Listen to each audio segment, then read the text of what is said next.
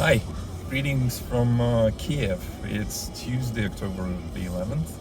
It's 3:30 in the afternoon, beautiful sunny day.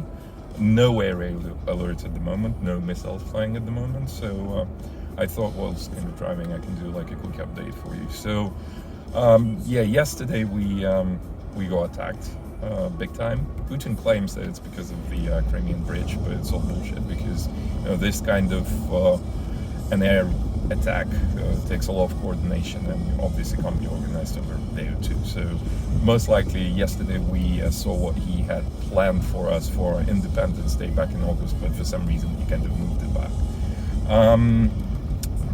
A few kind of conclusions and assumptions for you. So first of all, we had another air raid alert this morning in Kyiv, lasted for 5 hours, woke me up as usual. We call it a Putin wake-up call.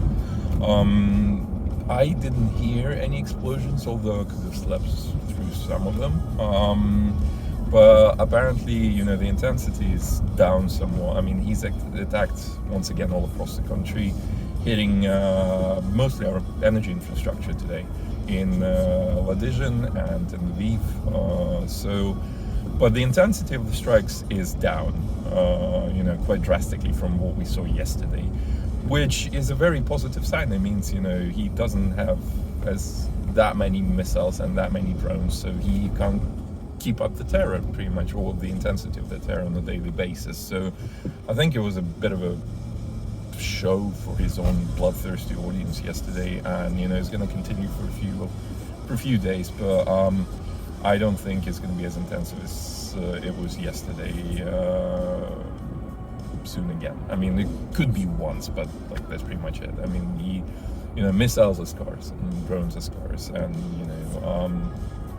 he still has a long way to go because we're not going to surrender. So that's the first thing. The second thing, an observation that I made, he's not even attempting to strike any military infrastructure, so he's targeting our critical infrastructure, our energy infrastructure, and the civilian population. So I think there are two objectives here.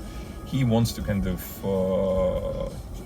quench the bloodthirst of his own population, because they're all asking for our scalps, basically, as you do during genocide, pretty much. But also I think it's in a way to form public opinion here in Ukraine, because Zelensky, rightly so, is refusing to negotiate with Putin or even see him, pretty much. Although I disagree. I mean, meeting with Putin, punching him in the head, sounds very tempting to me. But anyway, so Zelensky is refusing to negotiate, and Ukraine is doing well on the battlefront.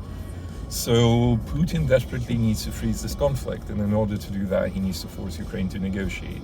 And he thinks that, terrorizing general population, terrorizing civilians, and, leaving us cold,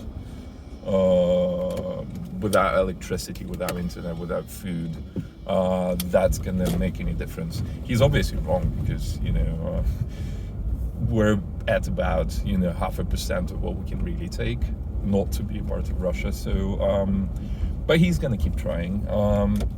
I'll keep you in the loop, guys. It's obviously gonna be quite dynamic, the situation here, over the next week or two.